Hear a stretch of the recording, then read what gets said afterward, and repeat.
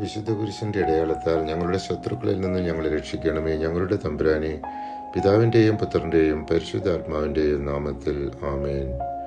പ്രഭാഷകൻ അധ്യായം 39 ജ്ഞാനത്തിൻ്റെ മഹത്വവും ദൈവത്തിൻ്റെ അത്ഭുതകരമായ സൃഷ്ടിയെയും പറ്റി പ്രതിപാദിക്കുന്നു.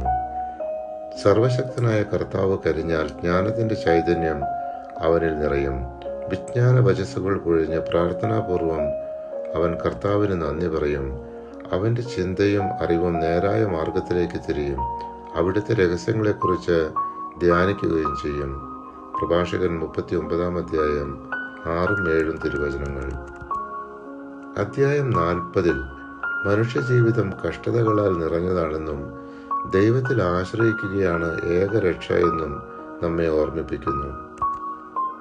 ഓരോരുത്തർക്കും ധാരാളം ജോലി നിശ്ചയിക്കപ്പെട്ടിട്ടുണ്ട്. മാതാവിൻ്റെ ഉദരത്തിൽ നിന്ന് പുറത്തു വരുന്ന നിമിഷം മുതൽ സർവരുടെയും മാതാവിൻ്റെ അടുത്തേക്ക് മടങ്ങുന്നതുവരെ ആദത്തിൻ്റെ സന്തതികളുടെ മേൽ ഭാരമുള്ള നുകം വയ്ക്കപ്പെട്ടിരിക്കുന്നു. പ്രഭാഷകൻ 40 അധ്യായം 1 തിരുവചനം. ദൈവഭക്തി അനുഗ്രഹത്തിൻ്റെ ആരാമം പോലെയാണ്. ഏത് മഹത്വത്തെയേക്കാൾ നന്നായി അത് മനുഷ്യനെ ആവരണം ചെയ്യുന്നു. പ്രഭാഷകൻ 40 അധ്യായം 27 തിരുവചനം. അധ്യായം 41 മരണത്തെ ഭയപ്പെടേണ്ട, നീതിയോടെ ജീവിക്കുക എന്നീ ഉപദേശങ്ങളാണ്.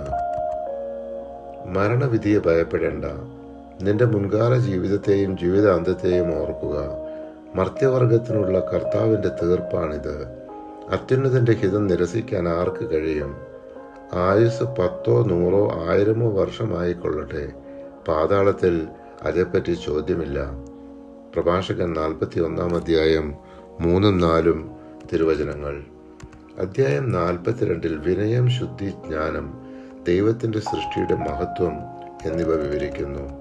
പരിശുദ്ധാത്മാവെ, തിരുവചനത്തിൻ്റെ അനന്തശക്തിയാൽ ആത്മാവിൻ്റെ ഫലങ്ങളും ദാനങ്ങളും നൽകി തീഷ്ണതയാൽ ഞങ്ങളെ ജ്വലിപ്പിക്കണമേ. ആമേൻ.